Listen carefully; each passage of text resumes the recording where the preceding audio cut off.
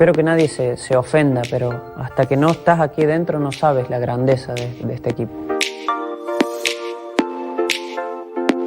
Balcão da área, deu para Eremchuk, cruzou Gilberto, que confusão, vai ser o primeiro, tirou para dentro!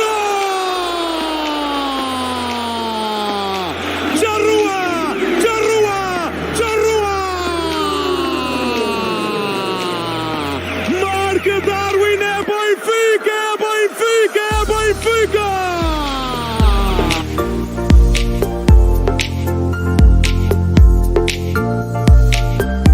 Ele vai atirar!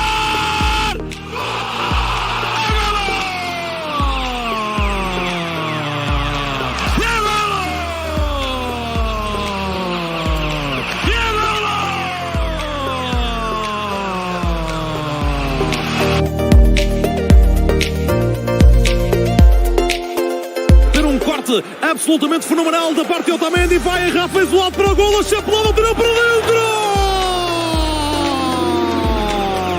Voltava o golo do Ribatejano, é Benfica, é Benfica, é Benfica!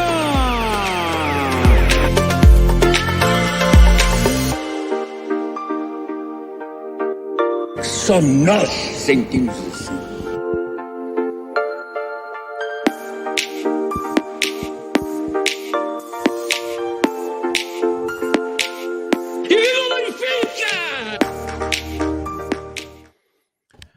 Good evening. Welcome to episode 102.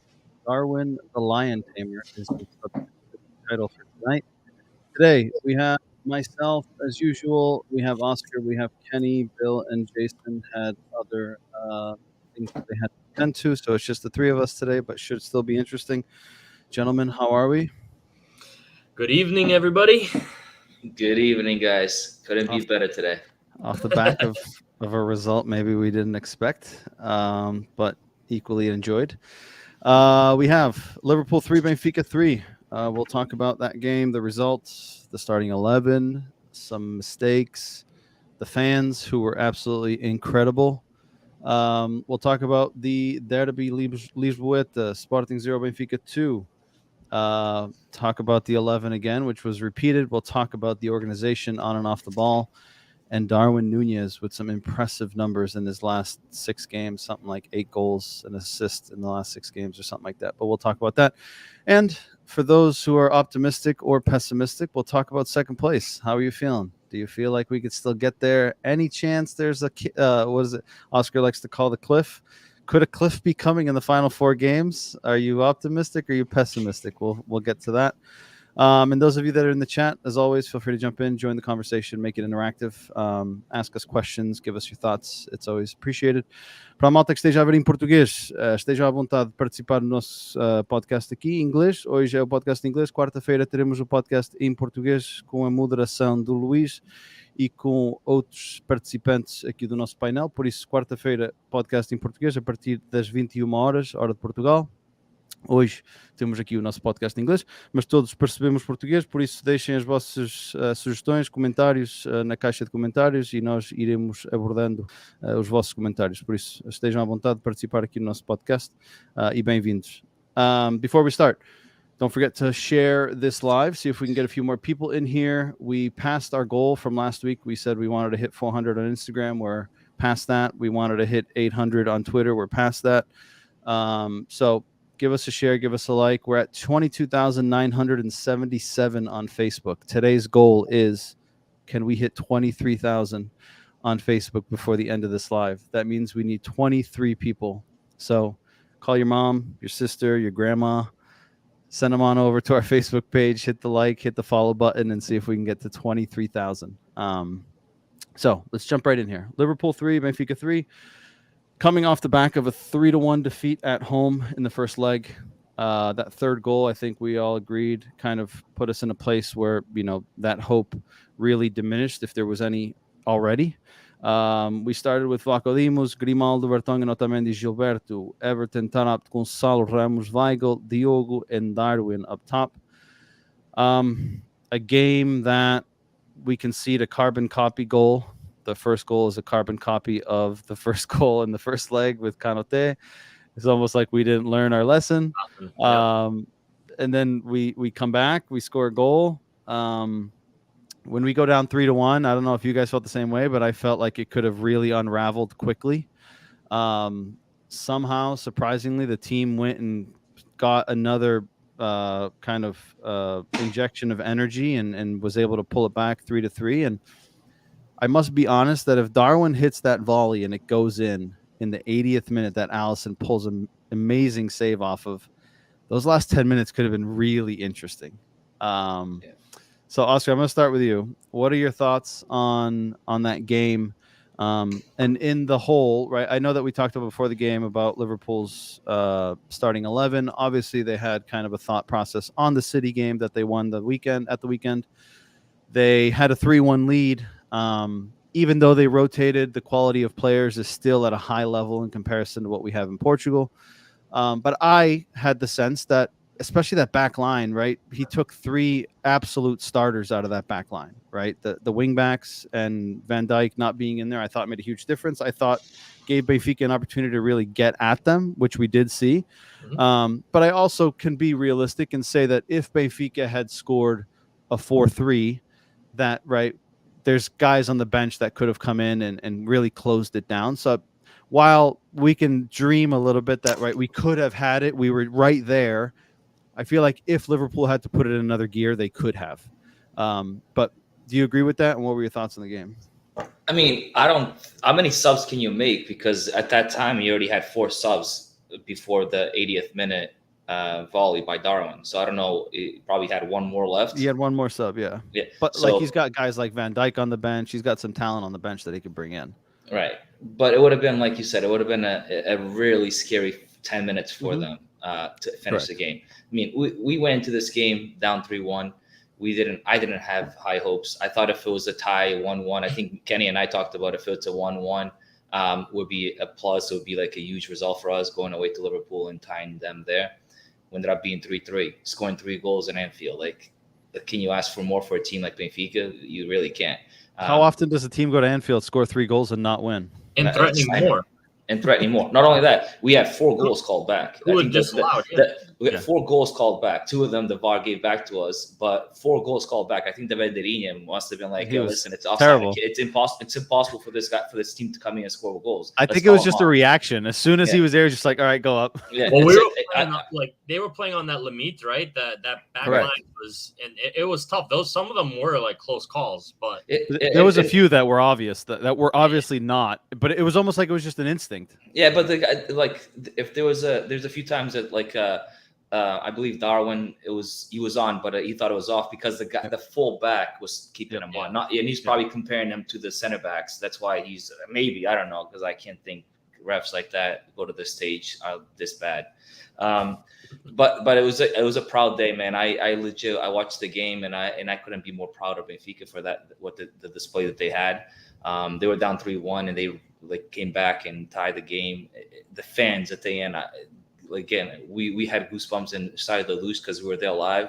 I legit couldn't stop watching even after the game was over. The players having to come back because the fans were there screaming at us so bad. That to me it shows what kind of love Benfica fans have for this team. And it was a proud day. I swear, I never expected a 3-3, and it could have been, we could have won this game, and it would have been really, really interesting. It would have. I mean, even if we had come away with a 4-3, right, even though we didn't pass, right, it still would have been. But either way, right, a 3-3 at Anfield, having gone down 3-1, I think speaks volumes of this team. But it also speaks volumes of how inconsistent this team is and how sporadic they are. And I'm pretty sure we're going to talk about it. But there's a few things, both games, little mistakes that gave Liverpool some of these goals, right? That if we just fix those little mistakes, because look. No team scores without other team messing up, right? It's almost impossible for a team to score goals if the other team doesn't make mistakes. But there's a little tiny mistakes that we continuously do, or our defense. I saw the 3rd goal that Firmino scored, that Gonzalo Ramos was just hoping, hopefully Firmino doesn't get there. He's alone on the front of the net. Come on, man, just try it. If you bump his body, you have a chance of him not scoring. It's just those little things, those lapses in our players that made them score some goals that, man, it would have been interesting if we just kept our composure. Yeah. Kenny, do you agree with what he said? And I'm going to ask you in the sense of, right, that was one of the topics I wanted to get to, which is the mistakes, right? Mhm. At this level, right, you make mistakes, you end up paying for it, right? Like that's just the reality of it. And if you don't take advantage of those mistakes, you end up paying for it as well, right? And we paid for the mistakes in the first leg. I think we all agreed that there were some mistakes there that we can't commit. That first goal, again, Everton marking Kanote, terrible mistake. Adel Tarat's misplaced pass on that second goal. The lack of a foul, on the third goal at home, and then this past week, right? First goal again, Kanote jumps unchallenged. He did score the same type of goal. Two of our center backs Correct. with him. Yeah, two of them. He did score a similar goal against Manchester City this weekend, Yeah. so it almost makes you feel a little bit better that it's not just us. And then, right, the second goal, just an absolute blunder of a nightmare that was. And the third goal, like Oscar said, right, you just kind of, it's almost like you turn off, right, and you're just hoping that, the ref blows the whistle, and it didn't happen. But thoughts on the game? Do you agree with Oscar? And again, do you agree with the whole concept of like if we clean up the mistakes, or do you think that even if we had cleaned up the mistakes, there's too much quality on the other side of the field that it wouldn't have made a difference? No, I think it would have made a difference. I mean, coming into these games, you have to play practically a perfect game against a Liverpool or teams like this, and it's very hard to put together a full game like that. And there were times where I thought even with one or two of those mistakes, we could have possibly came out of here with a result to get through. But when you make 3 and 4 mistakes, that's when it's just too much.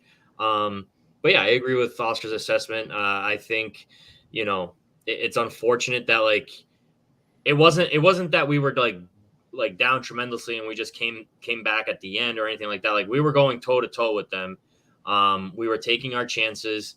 I think, playing. I mean, they played a very like mentioned earlier, right? They played a very high line, and I think those balls coming over the top or getting through the center backs really affected them. And I think that's a strategy of ours. I think we have enough pace up top to be able, without Rafa too, right, to be able to get through. So I was, again, like Oscar, very proud of the performance. I thought it was a 6-goal thriller. It was too bad that we were down, 2 goals from the first leg. Because, even though it was a thrilling game, you knew that you still had a lot to catch up. So, but yeah, proud at the end of the game. I think that the showing, right, that went across social media, the fans at the stadium, everyone was talking about it. I think we put in a good performance in Champions League this year. And, I wish that we had played like this in the league all season long. Because I think we have, I don't want to say like this was like at full potential, but I mean, if we can score 3 goals away at Anfield, I mean, how could we not have done better performance in the league? And we can blame it on the refs and blame it on the league itself, but it's just one of those things. But yeah, it was a great game. I was super happy with the outcome. And yeah, it is what it is. Do you think that Rafa would have made a difference, or do you think it would have changed our game plan? Although I don't think that Diogo Gonçalves really added any value, so I'd be inclined to say that he would have made a significant difference. But Diogo also gives a different element defensively, right? Offensively he was useless, but defensively, as we saw also this weekend, he at least helps defend a little bit more, and he's got a little bit more discipline when it comes to defending. But do you think Rafa would have made a significant difference to give us that nudge? I think so. I mean, even Rafa in a bad day, like he's due for one good run or one good burst or one good play that can result in a goal or change. It just can change. I mean, you can see it. You put him into space just like Darwin, and that's our game plan. I thought our game plan was getting those balls over the top or putting players into space. And with Rafa, another threat on the wing, I mean, I think it would have absolutely made a difference. Now, would have resulted in, turning over the leg? Probably not. But, we could have probably, maybe came out with a victory rather than a tie. I agree. I think Rafa would have added to this performance. I'm not sure what's wrong with Rafa, to be honest with you. I see comments saying that he's discomfort or some muscle issues. I'm hoping it's not a PZ situation. So, bem, vamos a isso. But I think, but I think he would have added to Benfica's doing better. I think he like Kenny said, 1 or 2 bursts that he has per game. Like the first game, the goal we scored, I believe it was one of his runs that assisted it. So Yep. I think he would be due for a few good runs, especially with the spaces that we had in the back line that Liverpool gave us.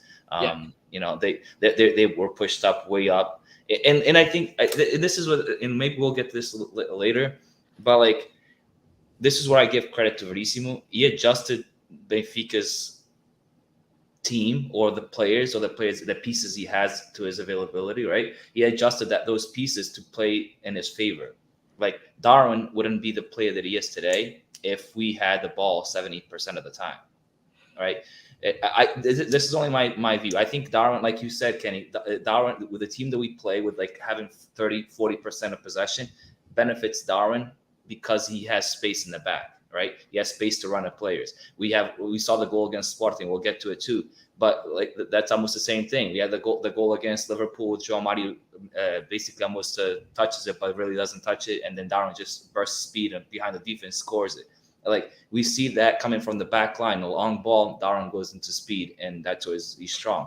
But if we had the ball at the final third, I don't know how good he would be, and maybe we'll see it when he goes to a team that has 60%, 70% possession all the time. Yeah, but I think you might look at it as Verissimo adapting, but that also has to do with the opponent. I mean, Darwin was already playing. I mean, he was playing left wing pretty much at the beginning of the season and playing into that space. I actually prefer Darwin on the wing rather than up front, but against a team that's going to just pack it in, yeah, we suck. We've seen that all season long. Now, an attacking team like Liverpool that gives us the space, that gives us more opportunities to attack with our pace and into those spaces on the side and cutting in.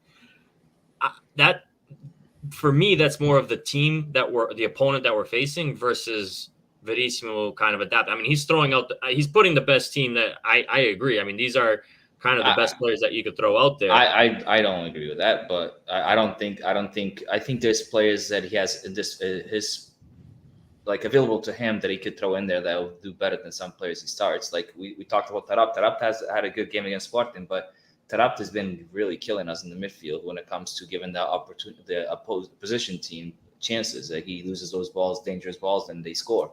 So there's things he could do, switch it up a little bit that would stop that from happening.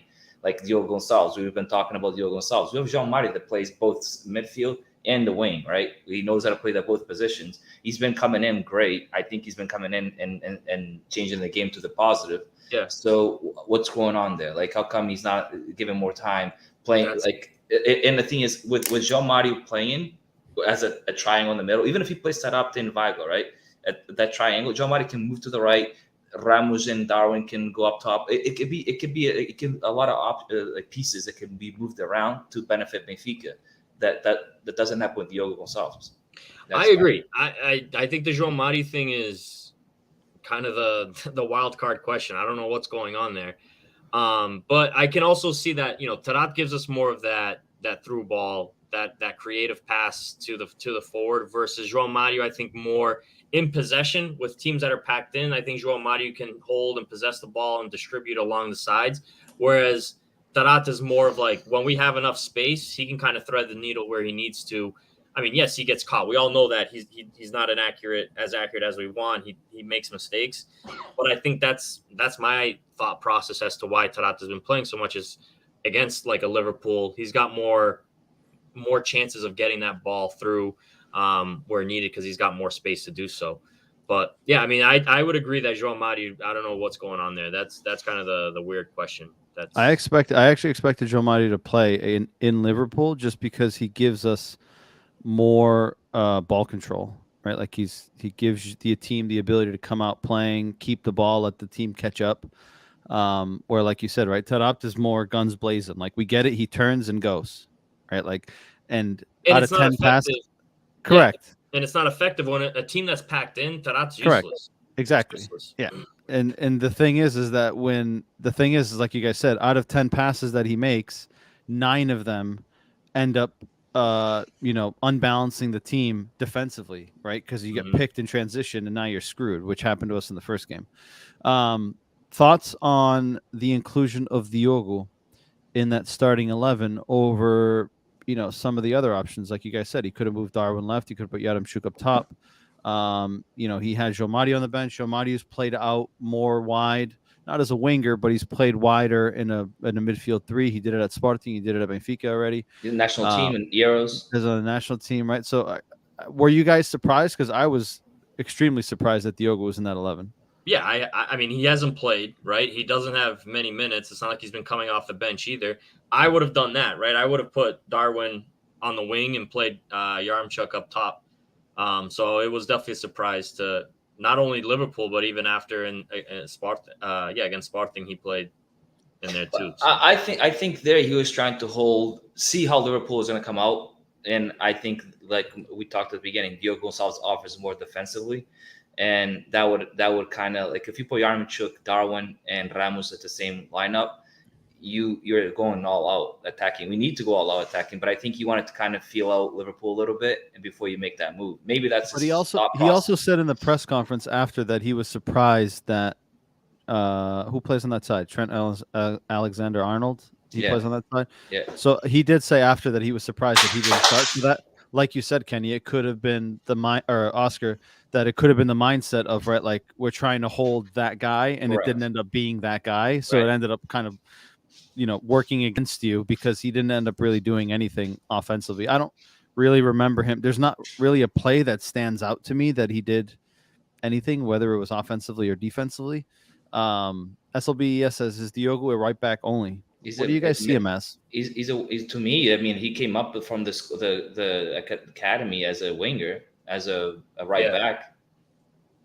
Yeah, but then he played as a winger, like you said, and then he played a wing back. Right. I agree with you. I think he's more of a winger, an offensive type player, but I think him having played at wing back gave him characteristics that he didn't have.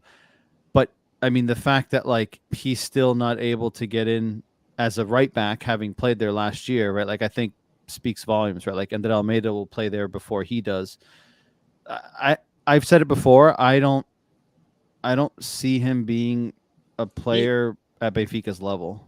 Unfortunately, I agree with that. At the moment, I definitely don't. But yeah, I mean, his breakout season was at Famalicão as a winger.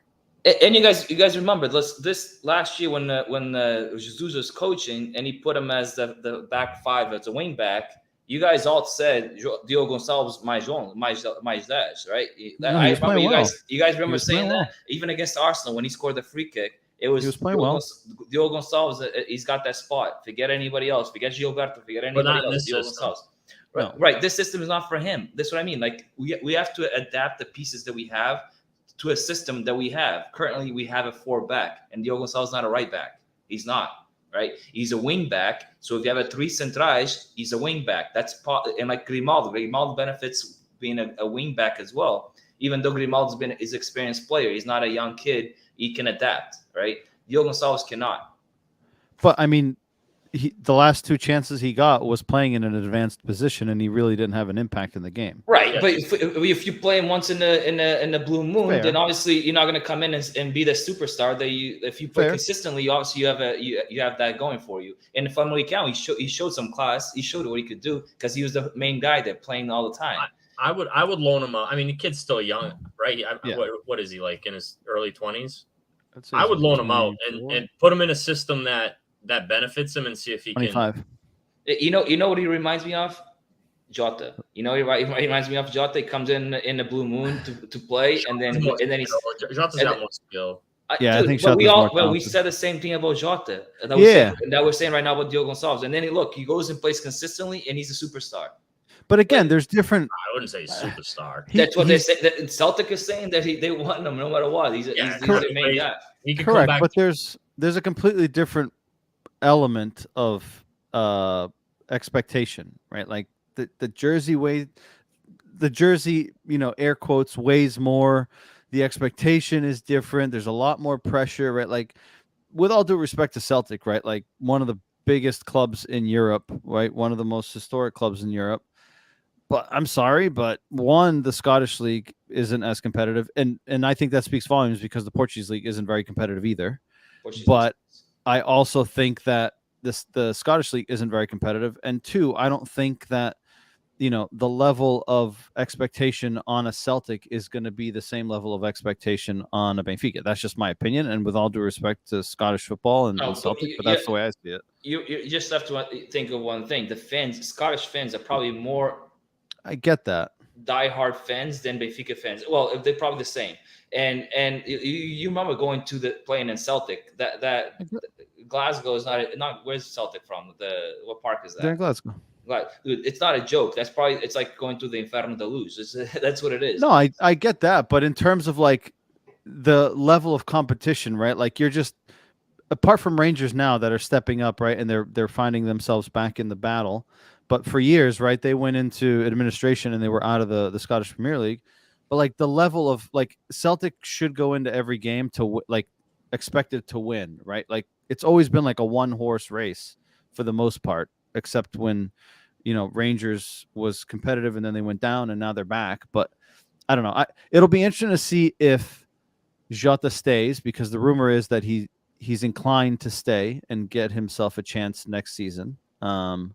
It'd be interesting to see if he stays, if he's able to take advantage of it, or if he ends up being another guy that gets a chance, doesn't really hold on to it, or isn't able to show his worth, and then ends up leaving and going somewhere and becomes irrelevant. I hope that's not the case, but I don't know. I get the sense that might be the path that he may be on. But I hope I'm wrong because he's Portuguese, he's young, he's from the Seychelles, and it would be good to see him stand out. I mean, I know we're trying. I don't know if we're comparing the two, but I think Jota is a completely different player than. I agree.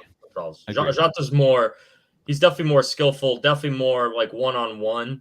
Yep. Diogo doesn't have the one-on-one type of skill. Wait.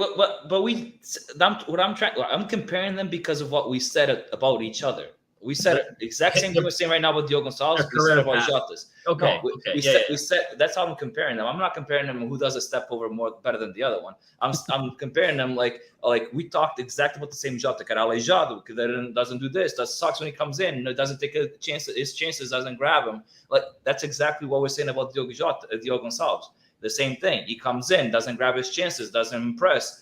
Exact same thing. And then he goes away and he impresses, just like he did in Family Count. He impressed in Family Count. That's why he got him back. I think he has potential if he plays consistently. But obviously, we're not in that position to play consistently because we don't have the kind of luxury to play consistently as somebody that's not performing. I mean, if he had stayed, given how things have panned out, he probably would have had a chance to play consistently at the end of this or the second half of the season. But he didn't. But we'll see if he stays. To wrap up this game, who is your man of the match? According to Goal Point, we had Darwin with a 6.7, Yaremchuk had a 6.2. He got on the score sheet, which was good to see. Let's see who else was on here. Diogo had a 5.5. I don't know how the hell they managed that. Gonçalo with a 5.5 as well. I know that Oscar and us, we were messaging in our group chat that he looked absolutely gassed. I didn't even know where he was. I didn't even know he was playing. He scored that goal. Vinicius left him in like way too long. Way too long. He couldn't even like walk anymore. Oh man, he was absolutely shattered. He was on fumes, just dragging himself around. Hey, before we get into the MVP and all that, just so you know, we were down 3-1 when Liverpool put in most of their starters back. Yeah. Yep. So we came back to score 3-3, 2 goals against other than Van Dijk and Arnold on the right side. We had Mané in there, Salah in there. We had a Fabinho in the midfield. So we had a Thiago Alcantara was playing at that time. So we scored 2 goals in Anfield against a lot of their starters. Just so it's a quick note. No, that's valid. And we'll talk about it in this other game, but I thought Grimaldo was outstanding. Yeah, and it was that slide tackle. The slide tackle was unbelievable against Odysseas. That was like a goal for us. That was crazy. Kenny, who's your man of the match? Yeah, I mean, I'll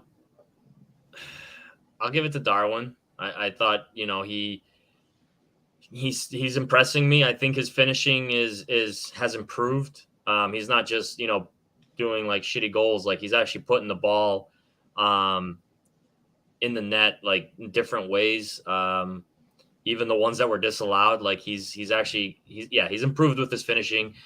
He put in a good shift. He did well, and I'd give it to him. Hey, did you see how he practiced that little chip against Liverpool? They got disallowed, but he learned it for this week. Yeah, he repeated it. No, it was the same. It wasn't on the. Oh no, it was on the opposite no, it's side. opposite side. Yeah. Yeah.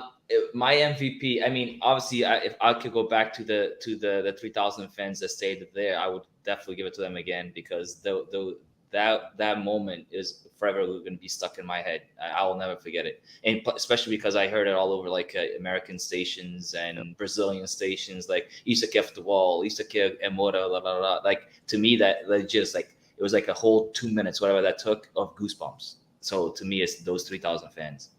All right. I'm gonna go. Obviously, Darwin stood out, but I'm gonna say Grimaldo. I thought he played a hell of a match. Again, defensively isn't his strength, but he managed to keep things in check. Even in the first leg, I thought that he kept, for the most part, Salah in check. He didn't really do the normal stuff that he does. So for me, I'll be different here, and I'll pick Grimaldo. Before we jump to the Sporting, I just want to jump into some of these comments here quickly. In a shutout, just to that our 3 strikers scored, which is that's true. I don't think it's ever happened this season. It happened. It happened in another game. I can't remember. I want to say like maybe 4 or 5 games ago that all the strikers scored. I'd have to go back, but I remember us saying the same thing, that all of the front. It was like Rafa scored, Darwin scored, and Everton scored. I think. Right. I'm talking about the strikers. Yeah. Yaremchuk and Darwin. Right. Like those 3 guys scored in Europe. It was good. It's unbelievable. Bill says Darwin's performance in both legs adds another 20-30 million to his price tag. We talked about it ago, but if you had to put a sticker on it now, given his performance, 33 goals in all competitions, leading scorer in a single Champions League season for Benfica in their history, with 5 goals or 7 goals, I believe it is. And he scored against some big names on the continent. Kenny, if you had to put a sticker on it, a sticker price, what would you put? That's definitely over. For me, it's got to be over 100 million at this point.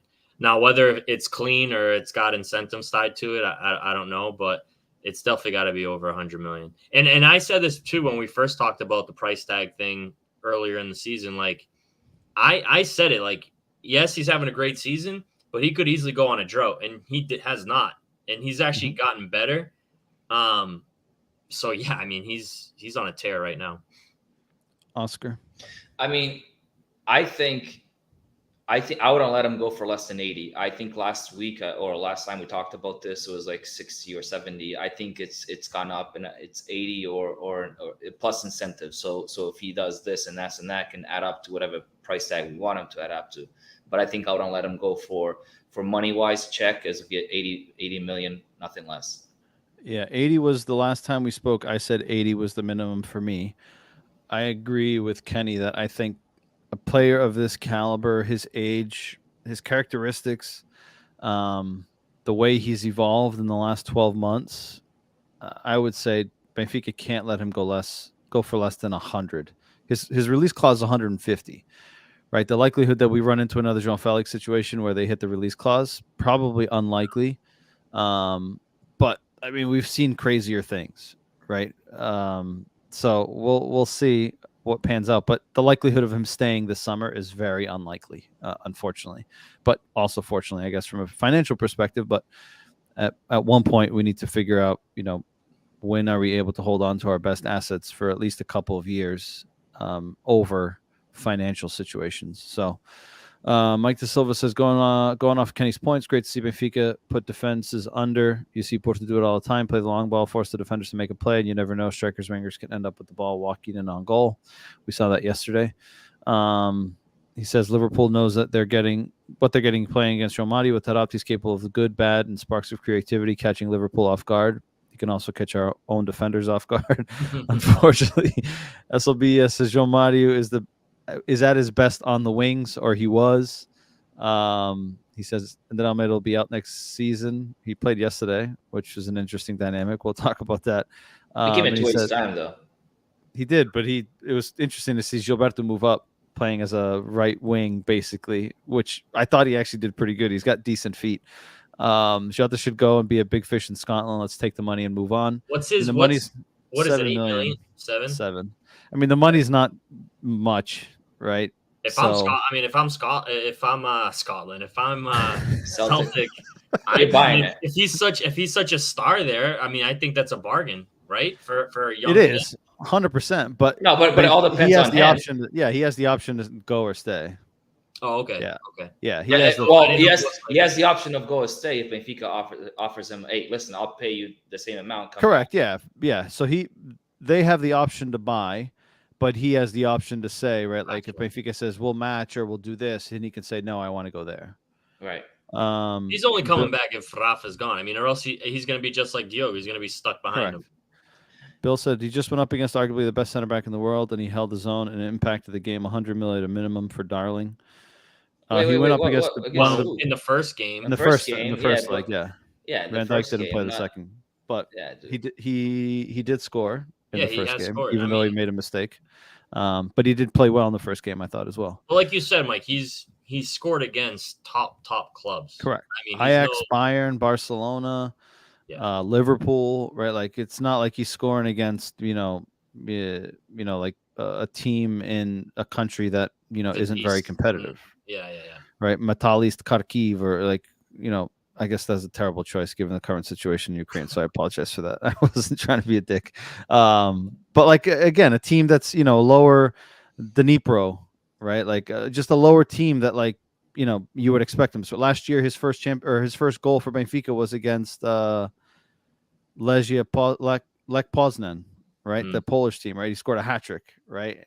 So the headers. Yeah. So he scored against some big names, which I think also in itself adds some weight to the numbers that he has. So we move on. Sporting 0, Benfica 2 in a game that once again Darwin is on front and center. Starting 11 was the same that we saw in Anfield. No changes, which surprised me a little bit, if I'm going to be honest.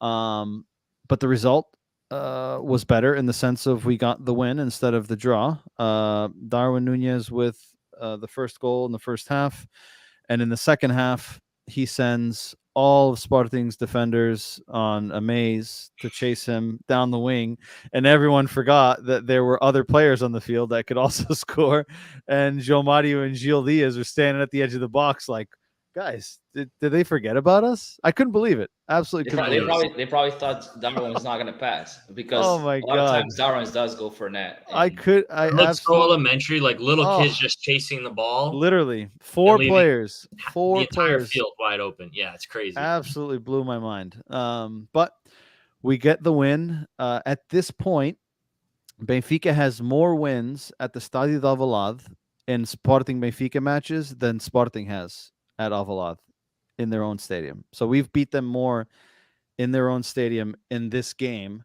than they have beat us. The derby at Alvalade. Yeah, correct. Which is an impressive stat. Kenny, I'll start with you. We own their ass. Is that what you're saying? Yeah, Lisbon's red and white. As much as Paul will want to tell you that it's green and white because of the last 16 months or so, but I think we all know what color Lisbon is. It'll take a lot more than 2 titles or 1 league title and a couple of cups to change the color there. Yeah. Kenny, thoughts on this game? And I believe you watched it amongst family for Easter. So how was the dynamic, right? You got Benfica fans in your family. You got, I don't know if your Portista fan, your uncle was there. Yeah. Right. So I don't know. He was probably the biggest Benfica fan. Yeah, that's true. He's probably right. So it was funny because like he wasn't. He was like, no me importa. Yeah, okay. But then at the end of the game, I looked over. He was sat right next to me. I looked over to him. I congratulate him. I'm like, I go to Liga Boss. Congratulations. He's like, no, it's not done yet. It's not done yet. I'm like, yeah. I know what you're doing. Do you have any Sporting fans in your family? No. What? I only know one Sporting fan. Probably. And he wasn't even a Sporting fan yesterday. At the end of the day, he was a Celtics fan. At the end of the day, he was all green and white and Celtics. On to the Celtics, he says. 5 minutes left in the game. Yeah. How did you live that game, Kenny? No, it was good. So yeah, I was watching it with my uncles. 3 brothers, 2 Benfiquistas, 1 Portista.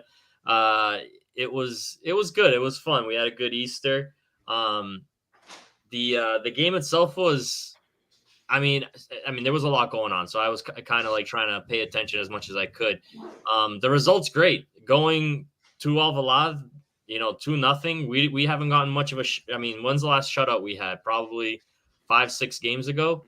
To go away, Derby and Sporting, almighty Sporting, scary Sporting, 0. They couldn't, we got a shutout. I think that was the most, the thing that stood out to me, was that we got a shutout.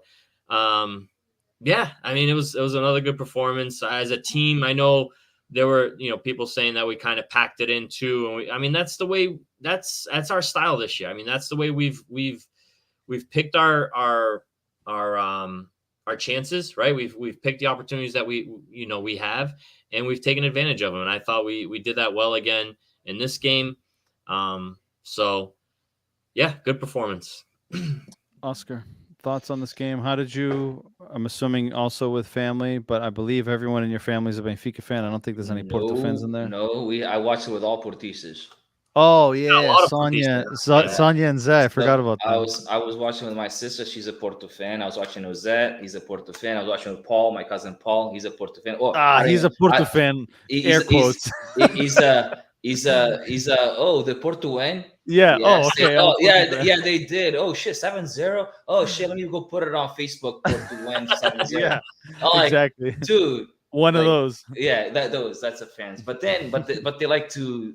So I was watching with Jay. Jay's a Benfica fan, but so my story is a little funny because Easter was at Sonia's house, and the main TV on the living room died, or the screen happened, it was flickering. Oh man! So they had a little iPad on the corner of the TV for the kid to watch the bonecos, right? The cartoons, and then the PSG game was happening at the same time against Marseille.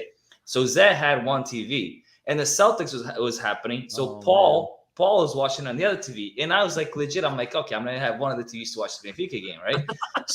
So I was outside in the balcony. 3:30 comes around. I go to one room. Zé's laying on the bed watching the PSG game. I go to the other room. Jay and Paul watching the Celtics game. I'm like, dude, there's no chance I missed this game. There's no chance. You guys, I was swearing. Like the song is like, oh Jay, come on, Jay, come on, dude, get out of this game. I didn't, and I couldn't win. So I ended up watching on this freaking thing right here. Oh man. When Benfica scored, I swear to God, it exploded just because against Sporting is just a difference. Last resort, phone always comes in handy. Oh my God, it was amazing. And then I was watching on the phone and the iPad. The iPad was on a little time on the TV, so I was watching the phone and the iPad. But so what did you think of the game? It was it was impressive. I think and we seem to always want to like shit on Verissimo because of substitutions and all that, but I think his tactics against Mourinho won that game, right? He gave him the ball, so we had like 60-something% possession compared to 30-something, right? So he gave him the ball, and we played to our advantage. We played to the counterattack. We played compact defending and attacking as a team. So we created more chances. I don't think I remember one chance from Sporting was the crossbar because of a bad clearance that we had by Diogo Gonçalves, right? He headed a ball when it was right to the player, right? And then other than that, we had Pote, I think, had one time he turned in the middle of the center backs, and Odysseas was right there. So I didn't even touch the ball. So to me, it was a complete domination when it comes to we didn't give him any chances. We scored our chances when he could have scored another one because the Everton shot that came wide by the post. I'm like, dude, if that's a golazo any other day. Yeah. And it just went wide. So it was a deserved win. And plus I don't know if you guys saw it, but the refs now giving 2 red cards, possibly 3, is a joke. And if we have VAR in Portugal, then then forget it. Just get rid of it because it's useless against Benfica. Unfortunately, we've seen this all season long. I'm surprised. I know we talked about it before the game that I felt like if there was going to be any controversial calls, they would have gone in Benfica's favor, given the fact that it would have benefited Porto if Sporting dropped points. But I'm also equally surprised at the fact that Fabio Verissimo, I don't know if you guys have seen pictures, but he's an avid Sporting fan. There's pictures of him in the Sporting clock many years ago before he became a referee in Sporting apparel and giving the finger to the other fans and stuff like that. So that's why they call him Fabio Verissimo. But I was very surprised that there wasn't a controversial call there to, help Sporting. But again, there was missed calls there, which were the red card. I mean, how's the like the step? I mean, the Coates one, 100%. Yeah, he didn't. But the Coates one, Tarap got a red card earlier in the season for the same. I know, thing, exact same thing. right? So why the not? The Sarabia one. But the worst thing is Coates didn't even get a yellow card for that stomp. Like he didn't even get a card, let alone a red card. Kenny, I wanted to jump on what Oscar said, right, about Verissimo, because we had gone back and forth on it in chat, and I wanted to make sure that we didn't splurge in the chat and leave it for here. And I think this is an interesting conversation for those of you who are watching, and even after the fact, if you're watching it after or listening, feel free to jump in and add your thoughts in the comments after the fact, because we do read them and we do like to engage in the conversation. But right, Oscar says that Oscar's, I guess, question that he raised earlier was that Verissimo's doing a good job, right? He's improved the team in certain aspects. There's players that are playing with a little bit more confidence. While I can agree that there's some players that look more comfortable in the system, there's a few players that look better than they did with JJ, and there's a lot of things that play into that, right? Tactics play into it, emotionally plays into it, confidence plays into it. I will also say that off the back of a 3-3 in Anfield, given the amount that the team ran, I was very surprised by the way they performed yesterday, right? Like they ran their socks off at Anfield. It would have been so easy for them to come into this game and be an absolute layup, right? Just dragging ass, tired legs, psychologically, right? And I think the draw gave them the confidence. The fact that it was Nelson Verissimo's birthday, could it have been an emotional boost for them, right? To give him something, possibly. But do you agree with Oscar's take that overall, like he's doing a good job, or do you not see it the same way, or is it half and half? Well, I want to understand really what Oscar's take is. Is it just like, all right, he's doing a good job right now, but are you trying to imply like maybe he deserves a chance to? No. I know he's not the coach I want for Benfica going forward, right? But I'm saying we have to give credit where credit is due, and he picked up Benfica in shambles, right? Like Benfica was, when they lost Verissimo, when they lost the center back, Benfica basically didn't know how to fix the system. They didn't know how to adjust in order to come back to winning the winning column, right? So I think Verissimo took a little while. It took him conceding a lot of goals, but it's got the team united. I think the team I feel like they're very compact and united as a team. I see the almost like the commodity like they used to have back when they were champions, you know what I mean? Like celebrating with each other, like that kind of thing is what I'm feeling right now in the last few games, especially is I see Benfica being a united team in the locker room. And I have to give credit to Verissimo. I saw the Bastidores with a video that they do for the Sporting game, and I saw in the locker room like I don't know if they do it for the cameraman, but you could see how they are with each other. The coach, they were bowing to the coach at the end. I don't know if you guys saw that. Like celebrate, but guys, go watch it because they're bowing to Nelson Verissimo. That means a lot. Like when you see that those players respect him like that, you have to give credit to the coach. That's what I'm doing. So I will agree that he picked up the pieces and he's doing the best he can with pieces that he has and putting together some sort of. I mean, the Champions League run was great. I give him 100% credit for what he did against Ajax and what he did with Liverpool. And despite losing to Liverpool, right? Losing to Liverpool, probably some of the best soccer we've played all season.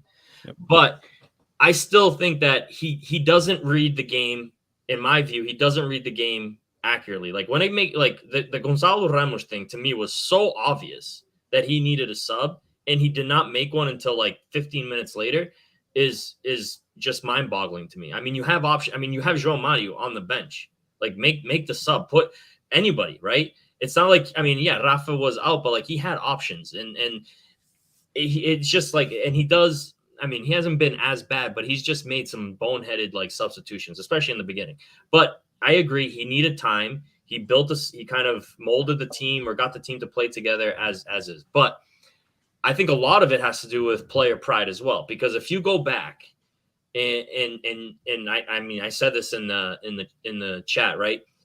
Last year, as much as some people don't like Jorge Jesus, we had the best second leg of the season, or this best second half of the season than the other two top. Well, the Campeonato's already lost. We still had the best. We had the most second leg. We had nothing to play for. We don't have anything to play for now either. Wait. We can still get second place. We were more competitive. We were more competitive that second half of the season than we were. I mean, we're 15 points from first. Last year we were only 9 points. At one point we were six or 7 points. Something like that. The last year, the last like 4 or 5 games was all decided between Sporting and Porto. But no, I just don't understand why. Why do you give? My thing is like, you want to give Verissimo credit. Yes, he picked up the pieces. He's fine. And I know you don't like Jesus, but like, I didn't hear the same praise given Jesus. Like, hey, he had a bad first half of the season, and he picked up the pieces. And he, you guys, I'll have to. Last year, hold on. I'll let you finish. But at the end of last year, we made a bigger push for second and first place than. I mean, we've been out for a long time now. And I mean, Mike, I know one of your things is that we still have a chance for second. I don't think we have a chance for second. Can you? Is it fast? Can you? No, you can go. You can go now. Right. No, I'm not going to look up how far we were off on the second last half of the season last year compared to this year. But let me just 15 points. We're 15 points right now. I know, right? we're 12 out of first, right? Out of first, but we've been 12 out of first for many months already. So like that's a reality. Like last year we finished. Finished. So last year we had 67 points. Porto, 21, 22. No, it's last year. Last year we finished 9 points out of first place. Right, but when did we lose that? Because we beat Sporting when they were already champions, and the last game Sporting didn't count for Sporting. We won, but they didn't. They already were champions 2 jornadas before the end of the season, and we beat Sporting. We beat Sporting. All right. So my rebuttal. This is and I've said it many times. What did Verissimo like? Verissimo came into this team in shambles, right? Just like Bruno Lage, and I give Bruno Lage a lot of credit because he came into a team in shambles and carried them to be champions. They were at that point, they were only 7 points behind, and he was able to rebuttal and go back into first place, right? So I give Lage the most credit out of all the coaches in my lifetime because what he did on that first season. He came in to replace Vitória, right? So hold on, can I just say one thing there though? What? Just one thing. What? As much as you give him credit for that season, how come people don't give him shit for the following season? He lost 7 point lead. Right? He no, did the exact opposite, and he got fired. Right. But was it? I mean, we might not. We now probably know that maybe the coach had more to do with it, but it could have also been like he struck gold with João Mario. I mean, I'm sorry, with João Felix, and not so much the second season when he was gone. But he lost a 7 point lead. No, but that's all. No, but I give credit to the way he did it. Right, he came in, picked the team up in shambles, and won the Campeonato. Verissimo came in, picked up the team in shambles, and is now getting the team adjusted. But he had no choice players to bring in. He didn't have choice on what players to like that he likes, doesn't like. He basically had to play with what he had, right? He had to play with what was available to him. So to me, I give credit because he has to adjust to somebody else's team. That's fair, right? So I give him credit. Jesus did not. Jesus played with the team that he bought, and fine, he had a good second half run. But that's a team that you picked, that you wasted a lot of money on to build. So that's your team. So that's kind of expected for you to do that with a team that you built. Verissimo did not build this team. He had to put those pieces that he had no control of getting and playing the way they're playing right now. So I give him credit. Yeah, but Jesus also, I don't know the stats, but I think Jesus had more points through the Primera Volta than Verissimo has right now. I don't know the exact numbers, but I'm pretty sure Jesus only had 2 losses and 1 tie. But what was it? I think it was 1 tie and 1 tie, 2 losses in the first half. And Verissimo already has like 3 losses and 2 ties, I think, this half. He's got more. Verissimo's got more losses. Since Verissimo took over, he's got... And take the Porto game out of it if you want, because I get the Porto game was like his first. Yeah. If you want to take that out of it, take it out of it. He lost to Sporting in the Taça da Liga. He lost to Gil Vicente in the Campeonato. He lost to Braga in the Campeonato. And Liverpool. So he's got 4 losses. All right, but not counting the Porto game. Right. And Jesus had how many in the first half? Dude, he had 2 losses. He had Sporting. He had Moreirense or Portimonense. That was probably robado. So. And Porto. Right, but Kenny, I'm not talking about Jesus. Like I'm giving credit to Verissimo because he basically picked up a team that wasn't his when it was in shambles. It was like the Balneário was falling apart. Like the fans were booing in Lenços Brancos all over the place. He picked up a team like that. He picked up a team where we thought the same thing that happened to Sporting with the fans going into the locker room was going to happen to us. That's how he picked up a team, right?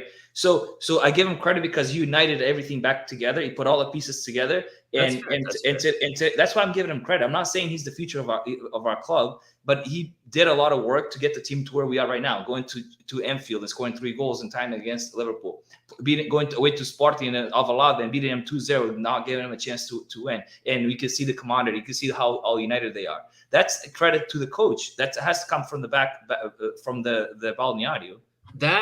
So that specific point is fine. I agree with that. I agree that taking a team that's not in it, which Benfica at that point in time was not in it. They were not a unit. We talked about this. I agree, but I just don't think that like it didn't directly affect the results. Like I think if Jesus had kept going through the season, despite what was going on, I still think Jesus could have seen the same type of results throughout the rest of the season. Jesus lost the locker room. That's a big difference. And for him to get back to locker room, it would be don't blame Pizzi. Don't talk about Pizzi because he lost the locker room as a whole. He locked the locker room. All right. Pizzi was a voice, but he lost the locker room. For all the players to walk away from him is because he lost the locker room. And the minute Pizzi left the team, this team also started playing better too. But you guys also blamed André Almeida and Rafa. So what's happening? Why is that? What?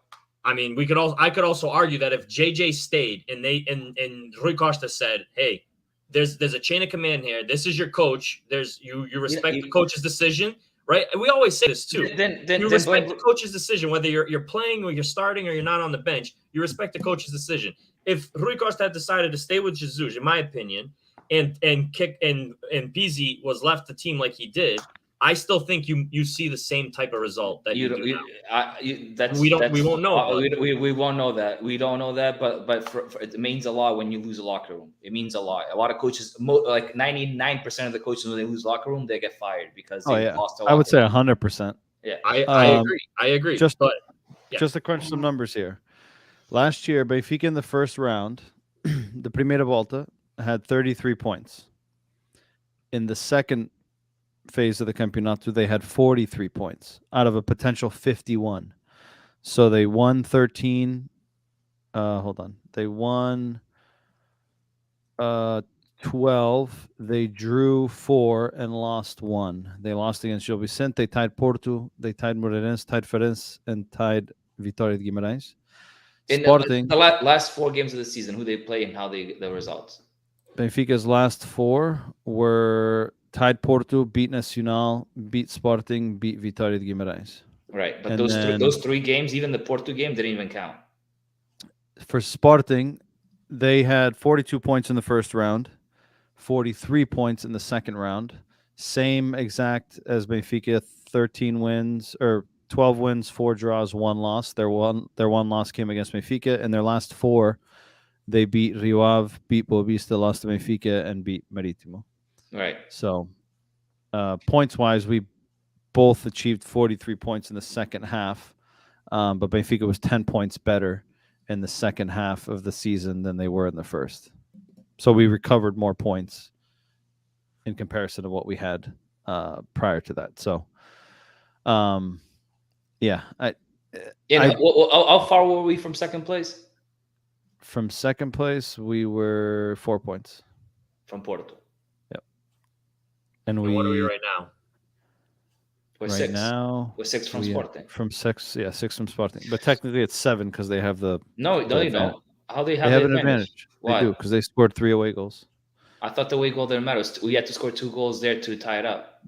So the tiebreaker is head-to-head. We beat them, they beat us. Second tiebreaker is goals scored between the two, which is even. Third tiebreaker is goals scored in the away. So Sporting scored 3, we only scored 2. So they have the tiebreaker against us. Man, I was hoping that it was goal difference right now. No, it's different. Like No the Portuguese league is different from everyone else, right? Because England, for example, is goal difference overall. Doesn't matter head to head or whatever.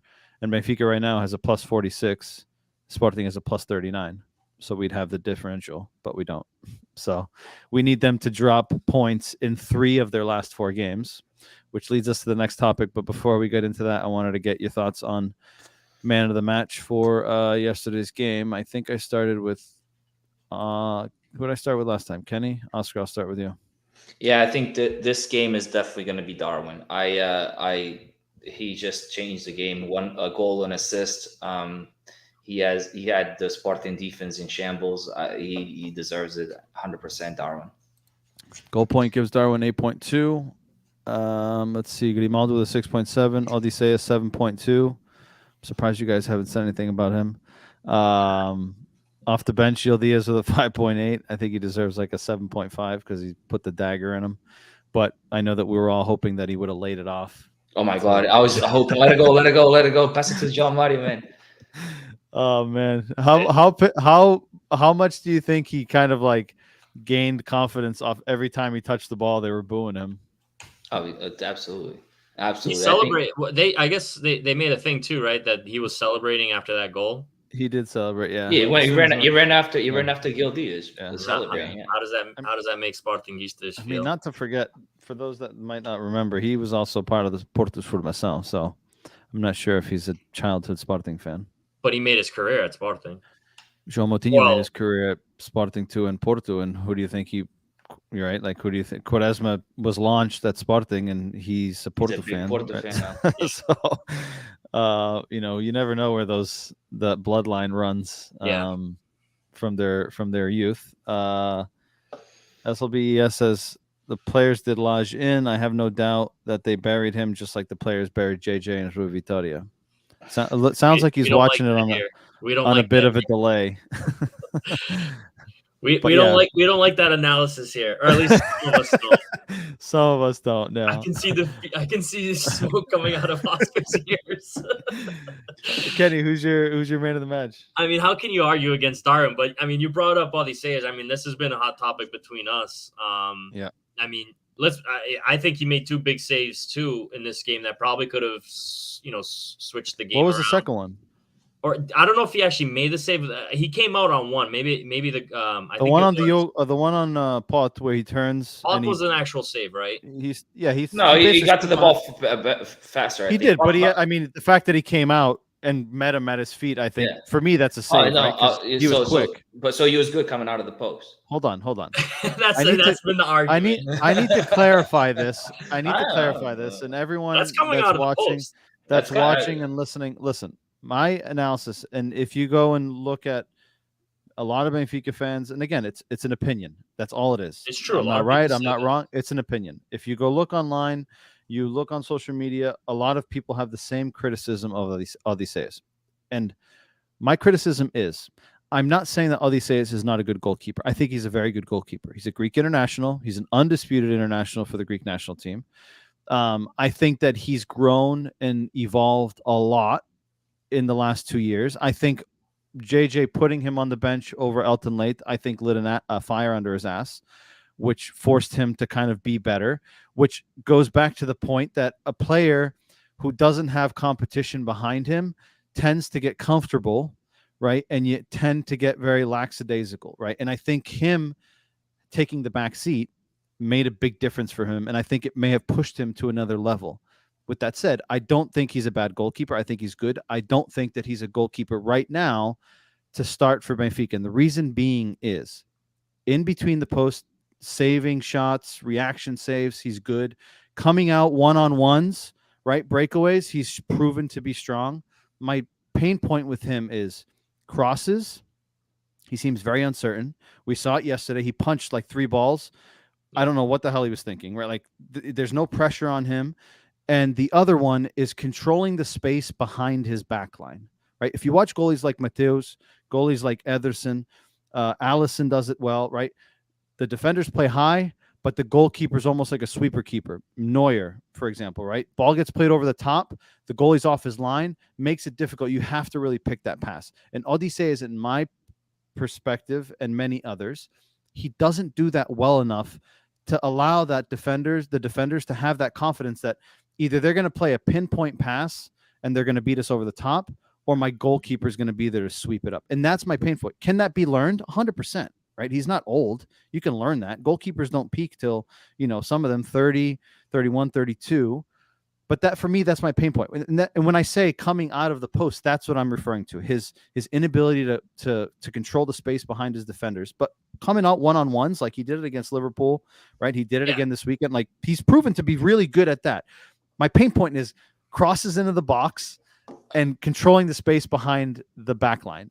Now, I'll pass it to you guys, and hopefully I've clarified myself enough. No, you didn't clarify yourself because your analogy sucks. So it wasn't even an analogy. Whatever it was, your theory about how bad he sucks. My analysis, because you kind of said, this is your exact words. He's fucking awful coming out of the post, right? Which is a lie, 100% a lie. He's probably his weakest point, but not he's awful. Like awful is like it's putting Biggie in net. That's awful. But coming out of the post is what I was just trying to explain.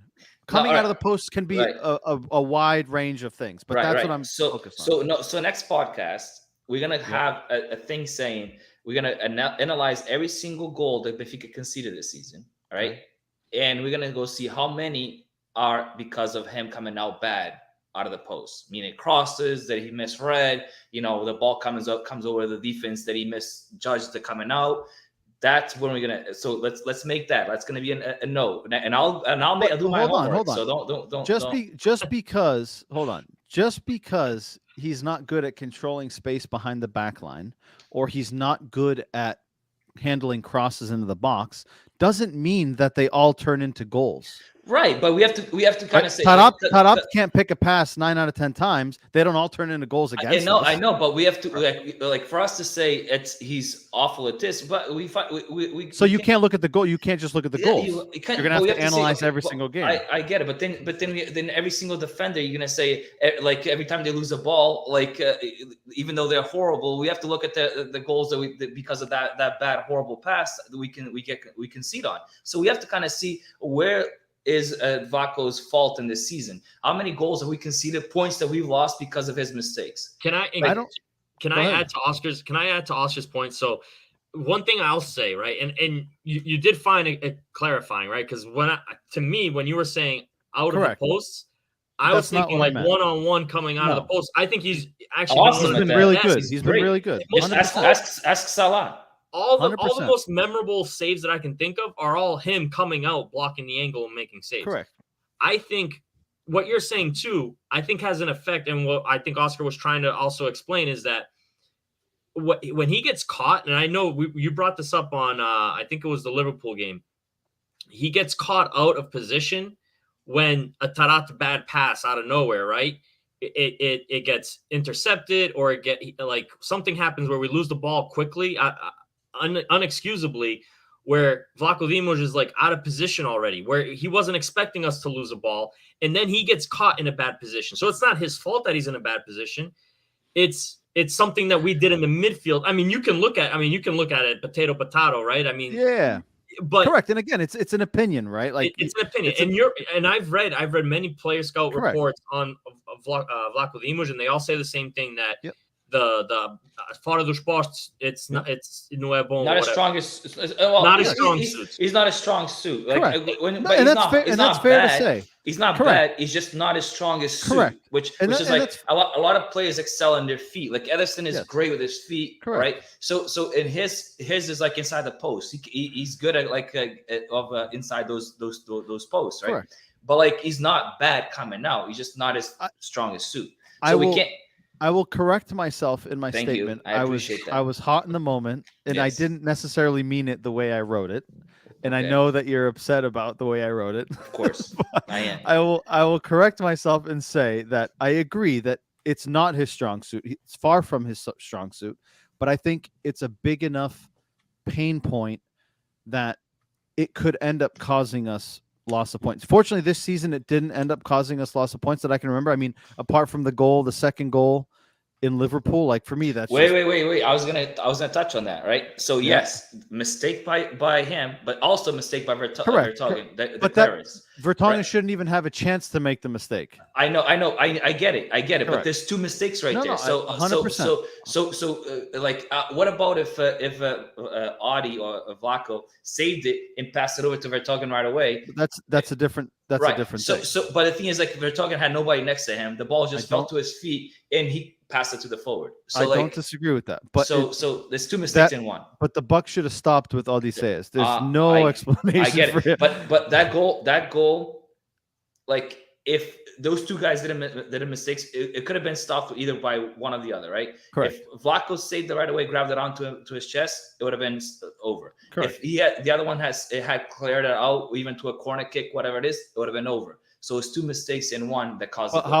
But what I was getting at is, of the two mistakes, which one is more common in a game of football? A mishit clearance, or Odysseas coming out, or goalie coming out to slide and grab it? Like, he like came out, swung his arms and like kicked it with his legs. Well, because you're trying to scoop it in, and it hit his knee and came out. It's so weird. It's rare. That's rare to happen. Agreed, that's what I'm saying. And actually, and if you think about it, like, if you see Audi, he grabs onto the ball pretty well when a ball. He comes. does. He does not give up a lot of rebounds. He doesn't give a lot of rebounds. So that's like. That's what I'm saying. But that mistake is less common, right? A mishit clearance you see more often. Like, the way he gave up that rebound was like, I couldn't believe it happened. I was like, this can't be real life. And it's funny that happened, because like we were literally in the middle of the conversation, and then that happened, and I had to like shut up. But I agree with you guys. No, but that has nothing nothing to do with Mikey's weakest point. Correct. Because that's one of his strong suits is coming out, like grabbing onto the balls and like that. Correct. But what Mikey is trying to say, that its weakest points is balls coming, reading the air and all that, and the air behind him. So I get that, and I agree. So if you give Audi from on all skills, like from on his feet, he's like a 7. On his inside the post, he's like a 9. Coming out, he's probably like a 6 or 5. But he's not like a 3 or 2. Yeah, like 3 or 2 is awful. I agree with that. But I still think that he ends up. I don't think he ends up being our goalie next year because of those weaknesses, and I say weaknesses. If this schmuck comes in and takes him out because of that, then I think there's going to be clubs after him. That's the thing. Like, if his they're not going to force him out, right? If his time is over because he kind of ran his course, that's one thing. But I don't think it's because of his performance. I think he's definitely kept us in more games. He's won us more games than he's 100%. 100%. I mean, you think about PSV in the qualification. I mean, the game there. When we played in Barcelona, right? He made like 3 or 4 massive saves against Bayern Munich at home. And I'll just say this: like, sometimes I feel like we like, and I'm not saying you're doing this, or like no one's. I don't think we're trying to do this, but like, I've heard this conversation more about Audi. Maybe it's just because it's amongst us and our other chats, but we like nitpick these little things. When I really do think Audi's one of our, like, one of the best players on our team. And we nitpick these little things, and then they kind of overshadow everything else that he's done. And I don't think that's fair for him at all. It's not. I agree. I don't disagree with that either. I think like Peasy. I feel like sometimes, I don't know, maybe that's just me, but like, when we have a good player, I feel like my expectation goes even higher, right? And like I said, like I think Audi is good in the grand scheme of things. The last 2 years, he's probably been our top 3 easy, maybe top 2 consistently. And I feel like my last 2 years, because the third one, that's what I had said. it. That's what I said. Last 2. I'm saying last 2, top 3, maybe even top 2. But I feel like my expectation for those players then goes higher, right? That's like why we get nitpicky about Rafa. That's why we get nitpicky about Pizzi, right? Like Pizzi was performing out of his mind, right? And then he dropped off. And there's a lot of elements, but I feel like our level of expectation then goes to that next level. Like this guy's crushing it. And now all of a sudden he falls off the side of the earth and he's not doing anything, right? Or like he's not doing like that. He also lost minutes. Audi didn't lose minutes. Like last year, Audi lost the whole season. Right, Audi lost his position last year, and I mean, I was one of the ones defending. I don't even know how he lost his position. Yeah, too late. I don't get it either. Ask Josh Jesus. You want to ask him? But I think it ended up making him a better goalie. Oh, sure. I agree, but he also got lucked in that late. That red card. And he ended up having to play at the beginning. Let's think about this. What did Audi do wrong the season prior to losing his starting 11? Because I think he was performing just at high level like yesterday. So like what did he do wrong to make? The rumor was that game at Sporting. That he had the thing with Otamendi, right? The header. No. The goal that Sporting scored at the end where they crossed it and he came out and he punched it straight forward. And they scored the goal and won the game. It was after that. That was the rumor. It was because of that, and it pissed Josh Jesus off, and that's why he switched them. Yeah, it didn't have anything to do. Didn't he do like an interview where he said that his time might that's when he lost the starting. Yeah, I think he already had lost his spot. Yeah, but again, I think he's already mentally checked out, and I think he's looking for different pastures. But time will tell. Do you think so? I think he's like. I mean, I see him very active on social media. He is, but he's even his agent and him have been, over the course of the season have said, right, like looking for other opportunities. I'm surprised he's not a captain of the team. I don't know. I think maybe his inability to speak Portuguese might be part of that. But I don't know. Well, if he's gone, we definitely need another one. So yeah, we cannot rely on Elton. I think he's gone. I think Elton Light's gone too. That's gonna be. Don't worry about it. We'll have a bunch of Dutch and German players next year. We'll see. To finish off here, second place, Benfica 6 points out. Sporting has the head-to-head. Benfica plays Famalicão. Benfica goes to Marítimo. They play Porto at home, and they go to Paços Ferreira. Sporting goes to Boa Vista, which will be a tricky game. They play at home against Gil Vicente, which is having a good season. They go to Portimonense, who may or may not rotate players. We don't know what the decision will be in that. They might not think highly of Sporting. They might not. No, who knows? I mean, they may be in a relegation battle by that point because they're only 3 points clear. That's Christmas for me early, man. If they go to second division, I'm celebrating. The fourth string goalie isn't good enough. No, he might not be good enough for that game. We don't know. He may or may not. We don't know. I just wish Paulo Sergio had the balls to come out and say why he did that. Samuel had a yellow card since the 14th jornada, and he rested him this weekend because he didn't want him to get suspended for the next game. He went 16 games on a yellow card suspension potentially, and against Porto, he decides that might not. It's too risky. He might get a yellow card. Let's go get the fourth goalie. Not even the second or the third one. Let's risk him against missing a game against Porto, but then so they play at Portimonense and they play Santa Clara at home in the last game. So in terms of schedule, I would say that Benfica is theoretically easier, right? Famalicão is currently 13th, but they're also 3 points clear of the relegation zone, so they're down there. Marítimo is 7th, so they're comfortable. They're not going up or down. We got Porto, who's going to be champions by that time, and Paços Ferreira, who is 8th, and don't really have anything to play for either. Whereas Boa Vista is 11th. They are 4 or 7 points clear of relegation. Gil Vicente, who is 5th, trying to hold on to that last playoff spot. They're 5 points ahead of Guimarães. Portimonense, who is has 32 points, so they're 6 points clear of the relegation zone, but they play Moreirense next week, so that's basically a 6-pointer. And Santa Clara, who are 9th with 35 points. So I would say, I guess when you look at it, Benfica probably has the toughest because Porto's in there. But Sporting games aren't easy. But I also don't see them dropping 7 points in the last 4 games. It's a 3-game swing. That's a 3-game swing with what, 4 games left, and Benfica has to play Porto. There's no chance.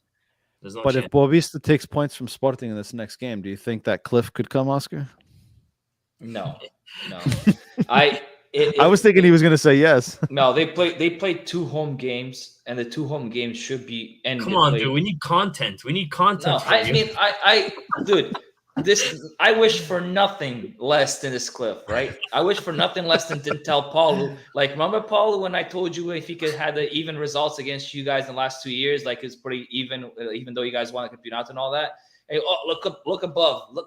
Who's in second? Yeah. Who's in second? Third place muscles. Yeah, I want nothing but this freaking parachute to not open. I don't want it to open. I want them to crash at the bottom of the cliff. and then us go above them to go to Champions League direct. But it's just, I'm being realistic. We play Marítimo away in the Funchal, so that's not Funchal. Where the hell are they from? Açores. Funchal. Yeah, Funchal. Yeah. So we play Marítimo away. We play Passo Ferreira No, it's away. not Funchal. Yeah, it is. Funchal Marítimo is Nacional. No, isn't Funchal Nacional? Oh, I think it is. yeah, Funchal Nacional. The islands. Delgado, yeah. So Benfica goes to Marítimo. That's always a tough game for us. Even they have nothing to play for, but like I think it's more like when they play relaxed, probably even easier for them. Like just playing with free their minds. But then we have Passo Ferreira. It's always a tough game away, and we have Porto in there at home. So like we have a tough schedule. Sporting wins the 2 home games in their second place guaranteed. Dude, you guys are idiots. Marítimo's from Madeira, not from Açores. Oh, they are? I thought they were. You guys are over here making me second guess myself. Santa Clara is the only one from Açores. Yes. You got Nacional, the Madeira, you got Marítimo, and there was one more that was up there a couple of years ago. I can't remember. It was the team that Cristiano Ronaldo played for. They play at the Estádio dos Barreiros, but they play in Funchal. Burros. You had me second guessing myself. I'm like, what the hell? I'm pretty sure they play at Funchal. That's on me. Yeah, but yeah, I think we have a way tougher schedule. But the worst thing is going to be having those freaking Porto fans and Porto players with their painted faces playing Estádio da Luz. Yeah, it's going to be We should just open up a Regara just Regara Erva, just so we can wash their faces. Yeah, and that way they start the game with like nice and todos sujos. The other team was União da Madeira. Yeah, that's what it was. They were up like 4 years ago. No, I agree with Oscar. I think Sporting season pretty much. I mean, they have the Taça right on Thursday. Yep. And that's pretty much that's it. I mean, they could probably coast and get by, no problems. Whether they finish 1 point from from second place or not, like that's. I'm sorry, 1 point ahead of us doesn't really matter. The second place, I think, is a lock for them. But my dad made a good point. I watched the game with him yesterday. And it reminded me of why I hate watching the game with him. Just because literally, like, everything is wrong. Nothing's ever right. It's almost like his mindset is like they're robots and they have to just run. And he's like, we're sitting too deep. Alguma coisa vai acontecer. Isto vai acontecer. Estou a ver. Vai? Estou a ver mesmo. Yeah, my dad is the same way. Odysseas, if they scored Odysseas, you've been saying that every single play they had. Obviously, one of them might happen. Oh my God, he's driving me nuts, and I'm just like, Benfica's playing a deep block to hit them on the counterattack, give them the possession, but Sporting's not great. I don't like it. Alguma coisa vai acontecer. Eles vão marcar. Estou a ver mesmo. I'm like, oh my God, Dad, please stop.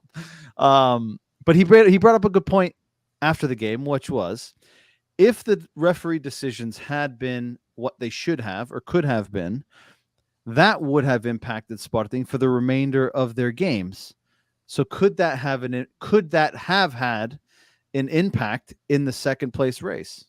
Right? If Coates goes off, right? If Nuno Santos gets sent off, could that have had an impact? I don't know, dude. Three games is a lot. It is. It's tough. My dad seems to think that it's going to happen. Right, just think about Coates' red card. Sarabia, red card. Right there, those two players are one of the best goal Two of scorer, their and the other best. one the best defender. So yeah, it could have impacted the results, but we would have to win our games too. There's no way. I mean, it's Spartan lost 3 games all season. You expect them to lose points in the 3 out of the last 4? Have you ever heard of a cliff? I was waiting for it. Now the question I have for you guys is: Do you guys think Porto actually finishes the season undefeated? Is that likely to happen? No, I hope Benfica does the same thing they did to Sporting last year. Unfortunately, I think they lose after they've sealed the league. They'll lose a game, just like Sporting did last year. I don't think they will.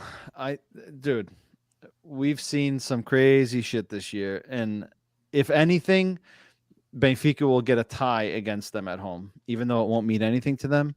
I just see them getting enough calls in their direction to be able to, save themselves. Right? They're chasing this record, and I don't see anyone getting in their way. I mean, again, to the point not even VARs where you have a soccer team that goes to your stadium and plays players that haven't been starters most of the season, and their excuse is that that's not, our campeonato. We need to focus on the other games that are more absolutely mind-blowing.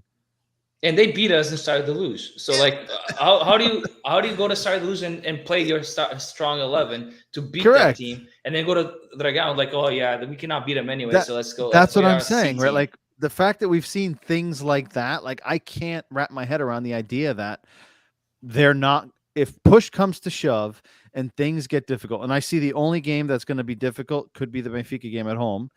If push comes to shove, I can't. Well, they also don't be surprised. And I'm gonna say it right now, and it won't surprise me. Artur Soares Diaz is going to be the referee for that game.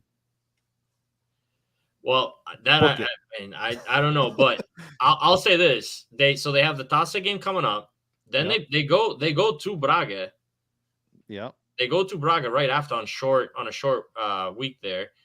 Then they're home. Then they're away to Benfica, and then they're home again. So they have a pretty tough little schedule there. They could lose points. I don't know, but I mean, they're gonna win the league. Obviously, I'm just saying if they're actually gonna finish this. I mean, there's got to be some motivation to finish the season undefeated. 100%. I don't know if it's gonna happen.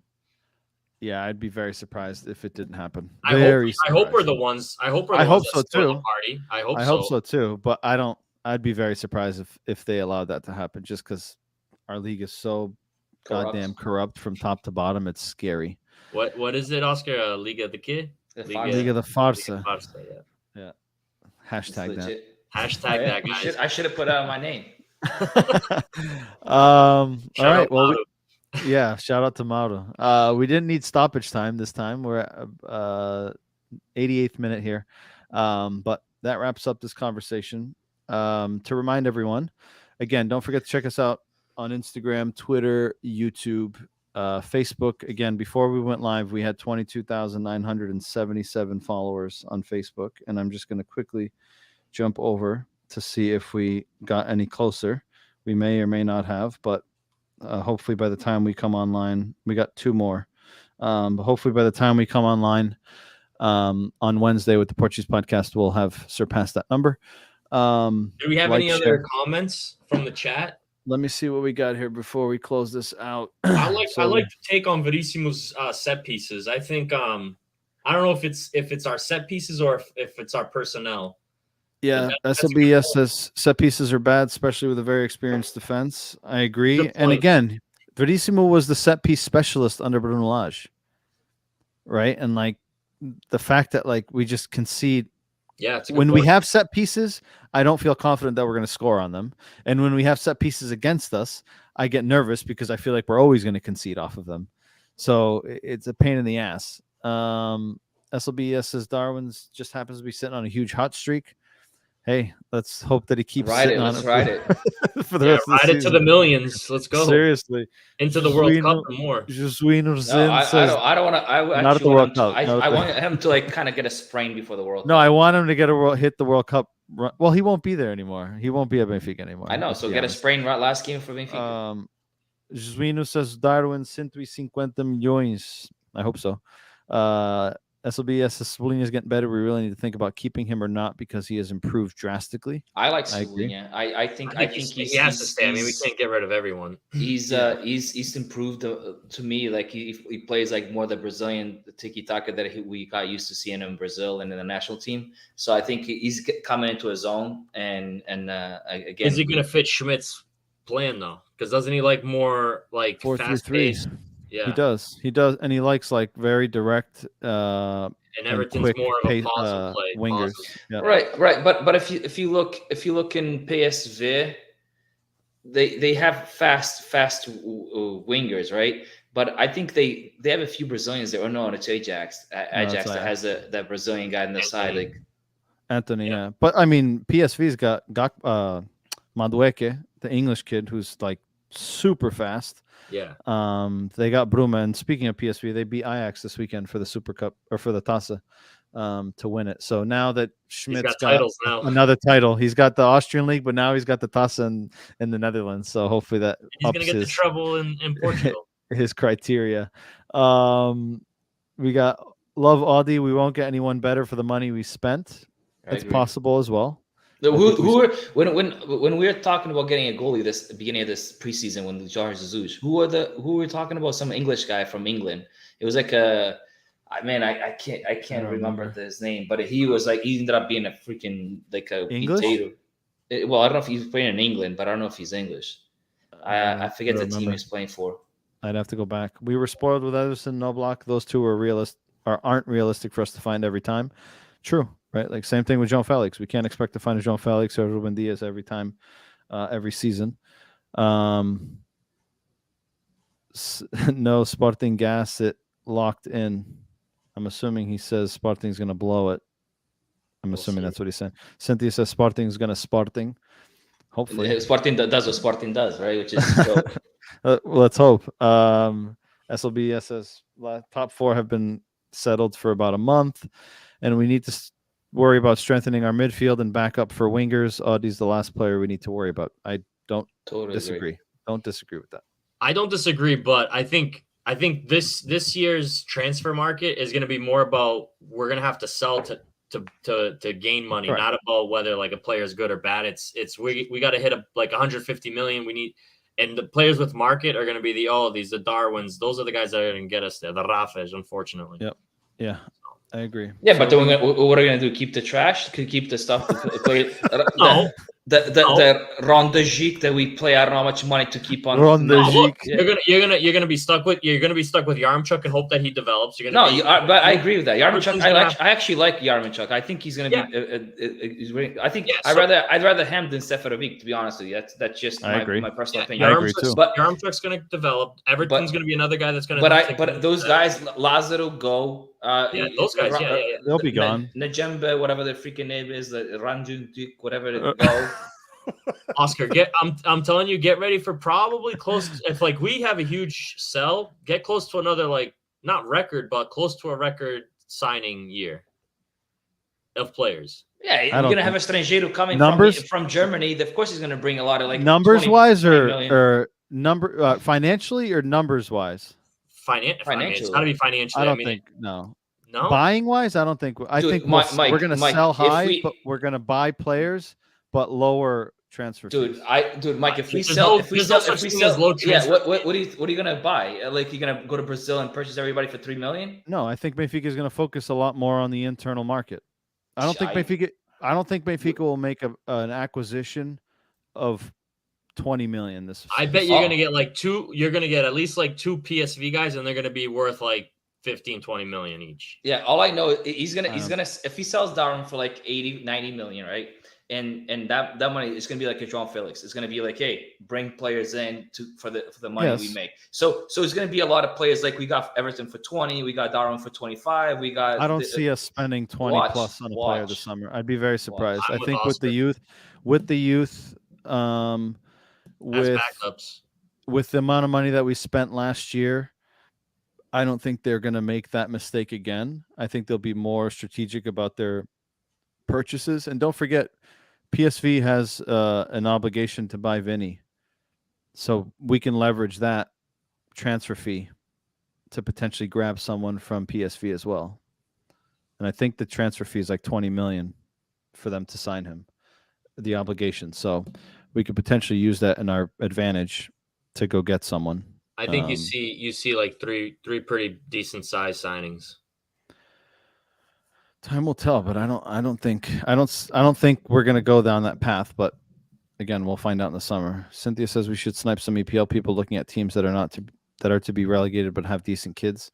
It's tough to get someone out of the Premier League. There's just too much visibility salary wise, and right, like what's the incentive for you to leave the Premier League to go play for the Portuguese league? Like, well, it depends. If they're getting relegated, they don't play in Championship. But somebody in the Premier League will pick them up. Yeah, but players in the Championship get paid more than Benfica players. Correct.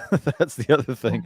And the clubs that go down to the Championship get balloon payments of like millions and millions to regroup their team and bring them back up, which the teams that get relegated get more money than the teams that win the title in Portugal. That tells you enough of where the competition lies. All right. Well, as always, thank you for all of those that participated. Thank you to those who will listen, watch after the fact. Again, join the comments, leave your thoughts, leave your feedback. Even after the fact, we go back and read them. Wednesday, we'll be back with the Portuguese podcast. Luis will be moderating that with the crew on that side of the in for that one. Yeah, that should be interesting. Bates is going to be on there? I don't know who's going to be on. I know Luis and Nunu, so you'll have the tactics with Nunu for sure. The master. So check that out. We'll be back next week on Monday, hopefully with another positive result, and hopefully we can close the year out on a high. Gentlemen, as always, a pleasure. We will catch you guys next week. Have a good evening, and Viva Benfica. Viva Benfica. Thanks, everybody.